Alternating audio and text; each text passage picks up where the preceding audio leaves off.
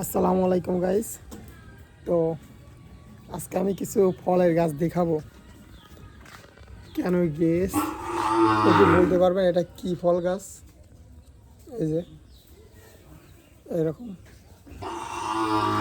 হয়তো অনেকে দেখছে বাট হচ্ছে নাম জানে না। এখানে পেয়ারা গাছ আছে। কি হচ্ছে এটা? হচ্ছে এটা সব এখন কম বেশি সবার বাড়িতে এরকম এই গাছ হয়। এটা হচ্ছে কমলা গাছ। হ্যাঁ, দেশি কমলা। বেসিক্যালি আমাদের বাংলাদেশে যে কমলাগুলো হয় সচরাচর ওইগুলা এরকম কালো, এরকম কালারই হয়। এরকম সবুজই হয়। আর এনে আছে পেয়ারা। এই যে এটা হচ্ছে পেয়ারা। আর এটা হচ্ছে রোমানদের বাড়ি, মানে আমার বড় বোনের বাড়ি। আর এই যে এই ফলটা, আমি নিজেও এই ফলের নাম জানতাম না, তবে করমচা না কি জন্য বললো। দেখেন দেখতে কত সুন্দর দেখা যাচ্ছে। এটা খাইতে নাকি অনেক সুস্বাদু। হ্যাঁ ঠিক আছে, একদম বোরের মতন দেখা যাচ্ছে। এই যে আপেল কুল যে বড়ই আছে না, সেম ওই রকমই দেখা যাচ্ছে, বাট এটা বড়ই না, করমচা আর সামথিং লাইক দ্যাট।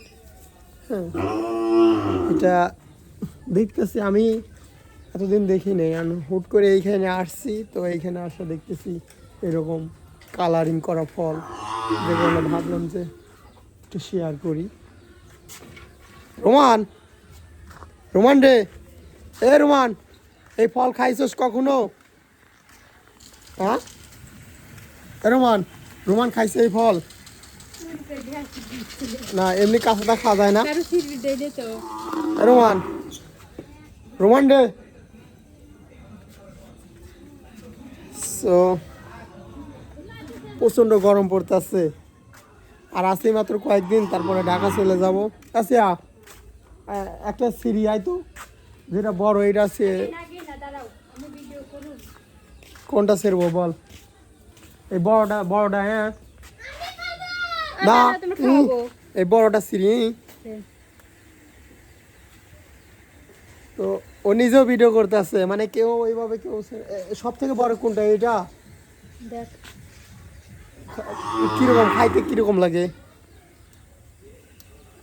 এ সিরসি, এই কষ বের হইতেছে, কষ বের হইতেছে, মানে এই ফল থেকে কষ বের হইতেছে।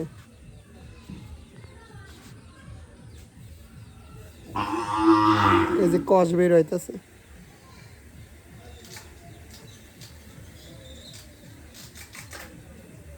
আরো অনেক আছে অবশ্য।